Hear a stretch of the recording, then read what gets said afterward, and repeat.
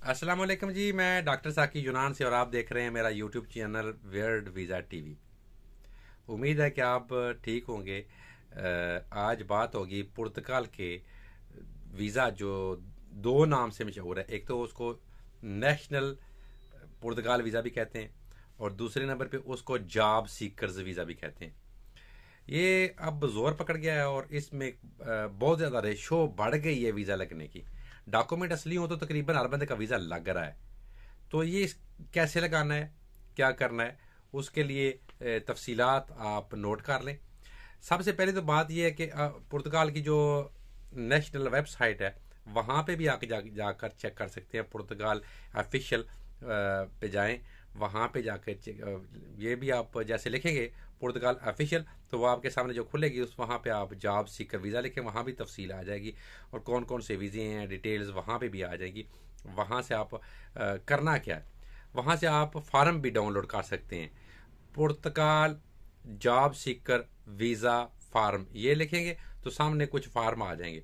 आप वहाँ से डाउनलोड करके उसको फिल कर सकते हैं, पेंसिल से कर सकते हैं, टाइपिंग कर सकते हैं। तो आप उसको टाइप कर लें मुकम्मल तफसील के साथ। लेकिन जो तफसील ओरिजिनल हो वही देनी है, क्योंकि इसके लिए ना तो बहुत बड़ी स्किल की ज़रूरत है ना बहुत तफसीलात की ज़रूरत है। लेकिन ये वीज़ा ज़्यादातर दुबई वाले या दूसरे ममालिक में रहने वालों के लिए ज़्यादा आसान है।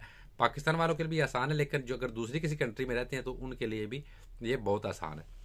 तो इसके लिए जो डॉक्यूमेंट्स चाहिए, सबसे पहले तो फार्म आपने डाउनलोड कर लिया है, ठीक है। उसके बाद आपके पास कम से कम 1 साल का वैलिड पासपोर्ट हो, 1 साल का कम से कम वैलिड शनाख्ती कार्ड हो। आपने वीज़ा फीस देनी है बैंक में। अगर आप पाकिस्तान में हैं तो वो आपको बताएंगे कि आपने कहाँ पे वीज़ा फीस देनी है, क्योंकि वो लिख कर देते हैं, आपके तमाम डॉक्यूमेंट्स देख के लिख कर देते हैं कि कहाँ पे आपने जो वीज़ा फीस है कौन से बैंक में जमा करा के आपने रसीद लगानी है साथ।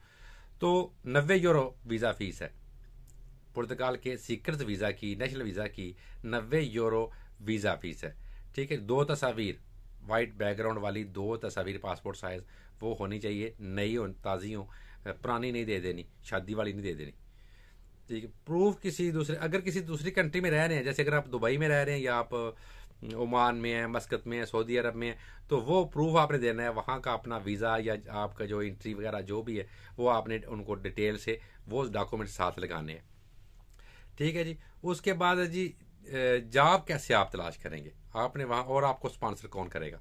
आप वहाँ पे आपका कोई दोस्त, आपका कोई रिश्तेदार, आपका कोई चाचा मामा ताया जो भी है, वो आपको वहाँ से एक लेटर जो है वो स्पॉन्सर लेटर भेजेगा और लिख के टाइप करवा के अपने साथ एक डॉक्यूमेंट्स लगा के कि मैं अपने बैंक का जो अकाउंट है वो भी साथ देगा कि मैं इसके तमाम अखराजात जो हैं वो 4 महीने का वीज़ा होता है और 4 महीने या 3 महीने मैं इसका जो स्पॉन्सर करूँगा।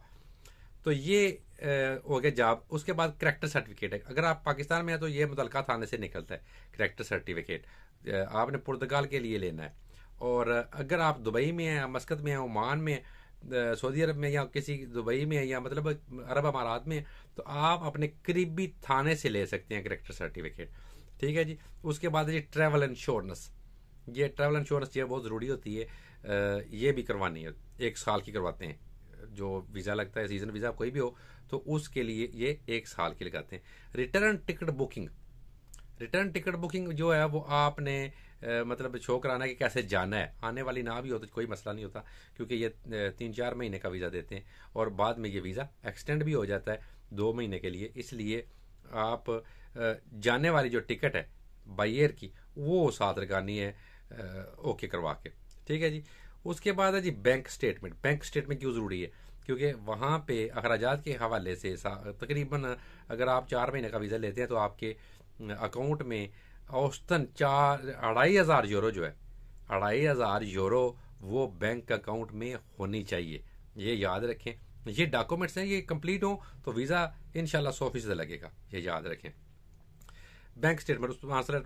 एक और बात यह है कि आप वहाँ पे फैमिली नहीं ले जा सकते इस वीज़े पे, आपने अकेले ही जाना है, ठीक है। ये 3 माह का होता है, बाद में इसको बढ़ा भी दिया जाता है।